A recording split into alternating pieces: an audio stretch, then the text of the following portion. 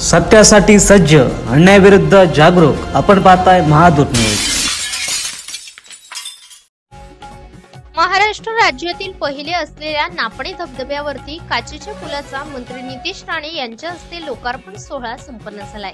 वैभववाडी येथील नापणे धबधब्यावर सिंधुरत्न योजनेतून हा पूल बांधण्यात आला असून या पुलामुळे आंतरराष्ट्रीय दर्जाचे एक पर्यटन स्थळ निर्माण झाले असल्याचा विश्वास मंत्री नितेश राणे यांनी व्यक्त केलाय। या पुलाचे नयनरम्य दृश्य ड्रोनच्या माध्यमातून चित्रित केले विराज ढवण यांनी।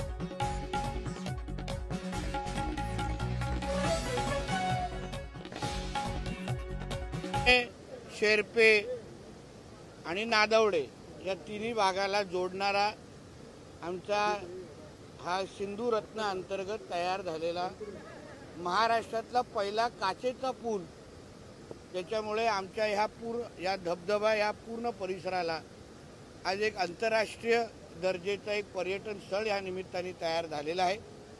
सिंधुरत्नच्या माध्यमातून ही निधी उपलब्ध झालेली आहे। यासाठी मी आदरणीय दीपक केसरकर साहेबांना या मनापासून आभार मानतो। या पुलाच्यामुळे आमच्या ह्या वैभववाडी नाही किंबहुना सिंधुदुर्गच्या पर्यटनाला फार मोठ्या प्रमाणामध्ये चालना भेटेल। मी येणाऱ्या सगळ्या नागरिकांना विनंती करीन की इथे येत असताना निवडकच 25 लोकांना इथे येण्याची परवानगी दिली गेलेली आहे।